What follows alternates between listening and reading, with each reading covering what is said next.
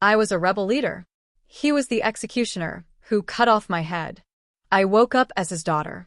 He rocks me to sleep, tells me he loves me, has no idea I remember every second of my death. Now I'm 17, and he's teaching me how to use his axe. The blade fell on a summer morning. I remember the heat first, the sun beating down on the stone courtyard, the sweat trickling down my neck, the smell of dust and fear. I remember the crowd, hundreds of faces watching me with something between pity and hunger. They'd come to see a rebel die. They'd come to see justice. Some of them were my own people, forced to watch, forced to witness the end of the rebellion they believed in. I remember the executioner, Aldrich, broad-shouldered, gray-bearded, his face a mask of stone. He'd been doing this for 30 years. He'd killed hundreds. He didn't flinch when he looked at me. His hands were steady on the axe, the same hands that had held his children, the same hands that had built his home, the same hands that had ended countless lives. I was the leader of the Thornwood Rebellion. We'd fought for 5 years against a king who taxed the poor into starvation and called it order. We'd lost. I'd been captured, tortured, sentenced to die. They'd broken my body, but not my spirit. They tried to make me confess to crimes I didn't commit, but I'd given them nothing but my name. Aldrich raised his axe. "Any last words?" he asked. I looked at the crowd, looked at the king's soldiers, looked at the man who was about to end my life. "The rebellion doesn't die with me," I said. "It lives in every child who goes to bed hungry. Every farmer who watches his crops rot while the king's granaries overflow. Every mother who buries a son killed in a war she never wanted. You can kill me, but you can't kill the truth." Aldrich's face didn't change. "Your time is up, rebel." He brought the axe down.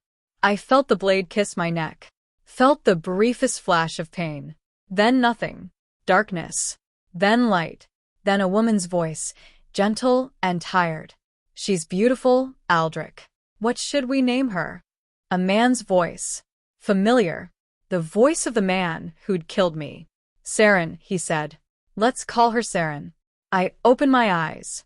I was a baby. I was in the arms of the executioner's wife. And the man who'd cut off my head was staring down at me with tears in his eyes. He didn't know who I was. He didn't know I remembered. He didn't know that the rebel he'd executed had just opened his eyes again, smaller and weaker but still here, still fighting, still alive. I smiled. Babies don't smile. But I did. "Look," his wife said. "She's smiling at you." Aldrich reached down, touched my cheek with a finger that had held the axe that killed me. "Hello, Saren," he whispered.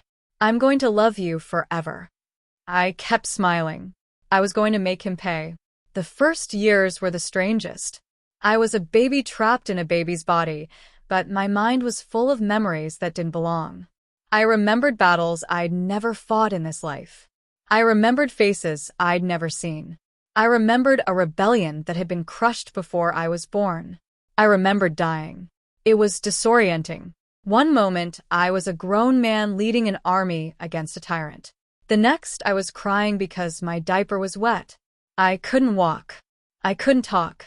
I couldn't do anything except watch and wait and remember. But I learned. Babies learn fast. I learned the faces of my new family. Aldrich, the executioner. Mira, his wife. Their older son, Tomas, who was 12 when I was born. They were kind to me. They held me when I cried, fed me when I was hungry, kept me warm when I was cold. They didn't know who I was. They didn't know I was the rebel they'd watched die in the courtyard. They thought I was just a baby. Just Saren. Just the daughter of the executioner. I let them think that. I smiled when they expected me to smile. I cried when they expected me to cry. I played the role of the innocent child while I waited for my body to grow strong enough to act. Aldrich was the hardest part. He loved me. I could see it in the way he held me, the way he talked to me, the way he looked at me like I was the most precious thing in the world. He brought me small gifts. He sang me songs. He stayed up late when I was sick, pacing the floor, whispering prayers to gods I didn't believe in. He was a good father. He was also the man who'd cut off my head. I didn't know how to feel about that. The rebel in me wanted revenge. The child in me wanted to be loved. I was both and neither and somewhere in between. I decided to wait. I was good at waiting. I'd waited 5 years for the rebellion to find its moment. I could wait a few more for this. I learned to walk when I was 1, to talk when I was 2, to read when I was 4. My new family thought I was gifted. They didn't know I'd already learned all of this before, in another life. They didn't know that the words I read were the same words I'd read in the rebellion's hidden camps, planning strategies, writing manifestos, dreaming of a better world. I kept my memories hidden. I spoke like a child, played like a child, acted like a child. But inside I was watching. Always watching. I watched the king's soldiers patrol the streets. I watched the poor grow hungrier, while the rich grew fatter. I watched the same injustices that had fueled the rebellion play out again, year after year, while no one did anything. The rebellion was gone. I'd been its last leader. Without me, without the others who died beside me, the movement had crumbled. The people were too scared to fight. They'd seen what happened to rebels. They'd seen me die. I couldn't blame them. I'd seen it too. I was 7 years old when I first held an axe.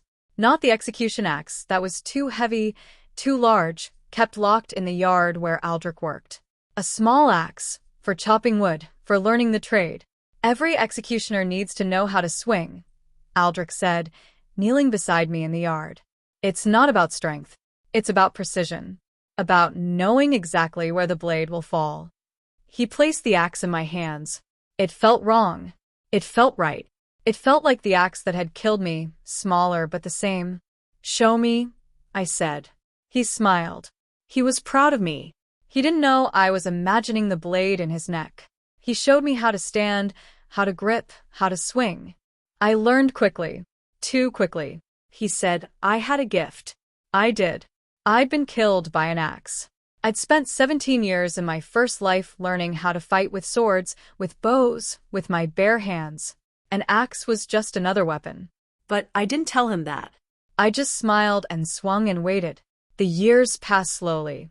I grew tall, strong, clever. I helped my mother in the kitchen, my father in the yard, my brother with his work. I was the perfect daughter. Obedient, kind, helpful.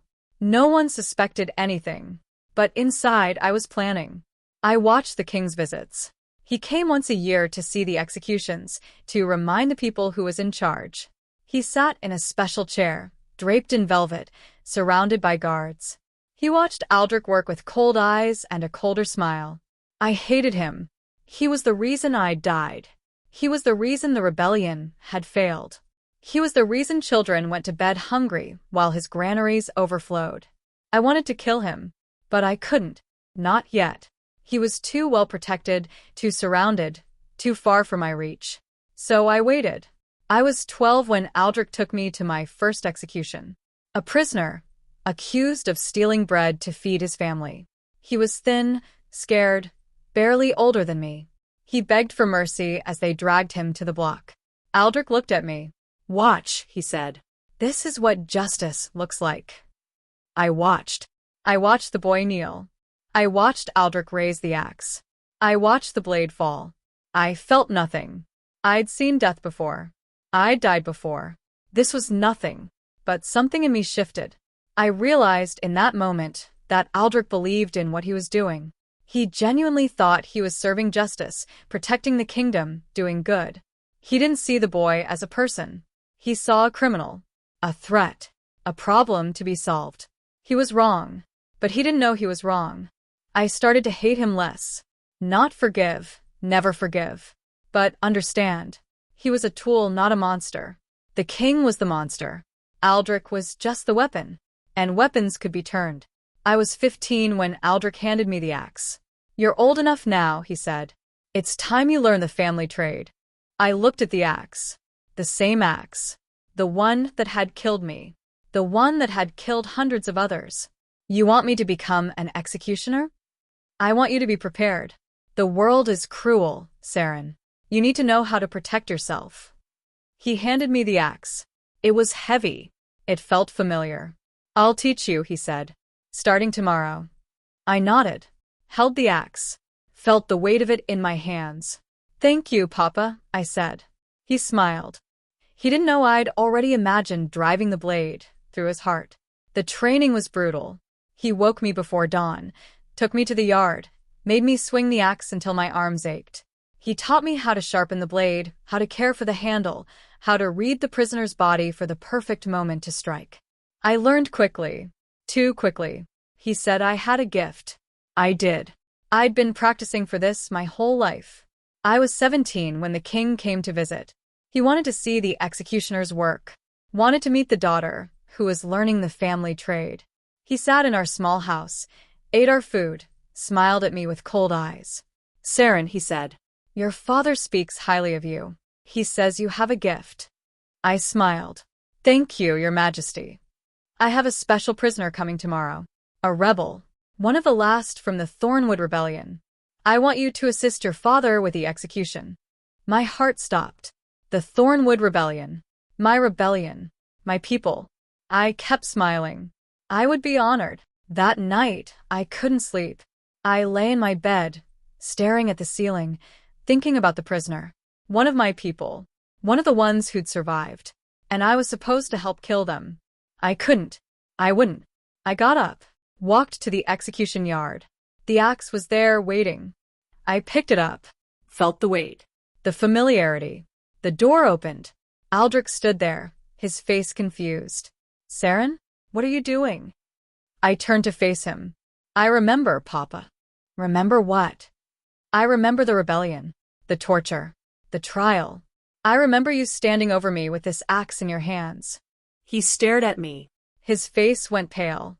"That's impossible. You were a baby. You couldn't. I was the rebel leader. Kalen Thornwood. You killed me 17 years ago." He shook his head. "No. No, you're my daughter. You're Saren. I'm both." I stepped closer. "And I've been waiting for this moment for 17 years. He didn't run. He didn't call for help. He just stood there, staring at me, tears in his eyes. "I'm sorry," he whispered. "I didn't know. I was just doing my job. I know. I raised the axe. But sorry doesn't bring back the dead." He closed his eyes. Waited. I stood there, the axe raised, my heart pounding. I couldn't do it. I lowered the axe, let it fall to the ground. "I'm not you," I said. "I'm not a killer. I never was."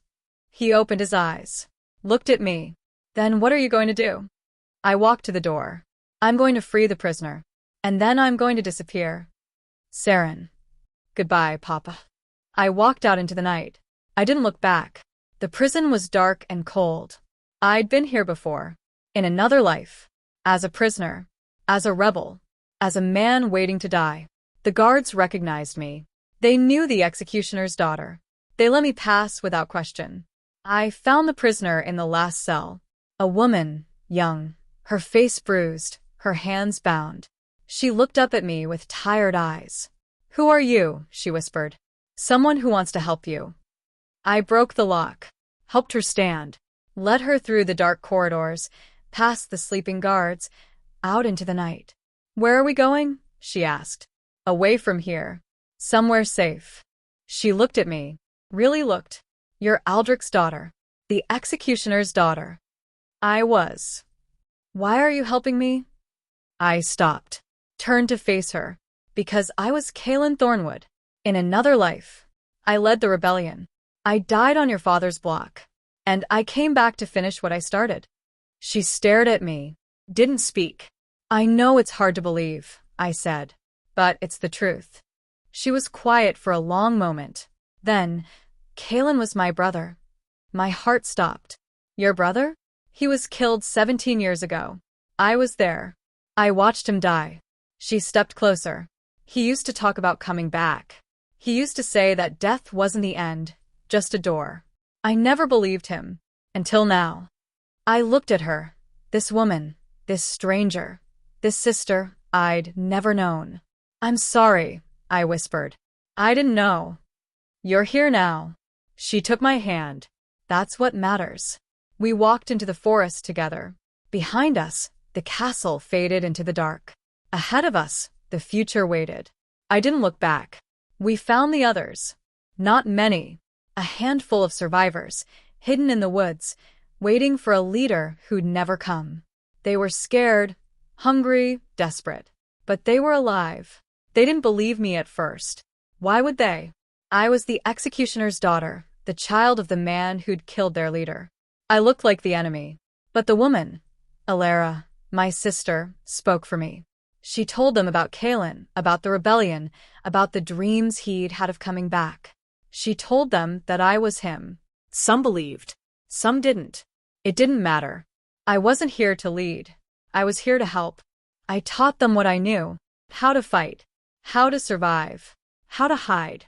I used the skills Aldrich had taught me, the skills I'd learned in my first life, the skills that had kept me alive through years of war. They learned quickly. Desperation is a good teacher. We grew.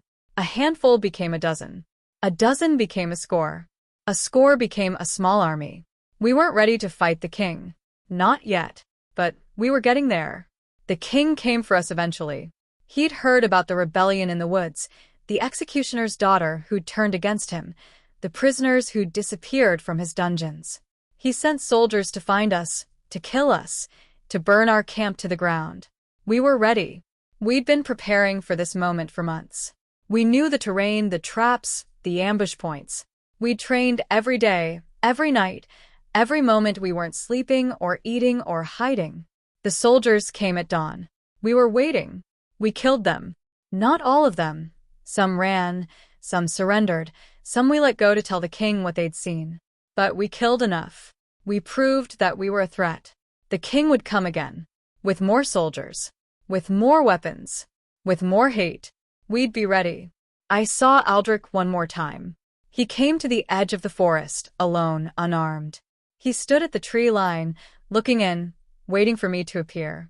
I went to him. You shouldn't be here, I said. The others would kill you if they saw you.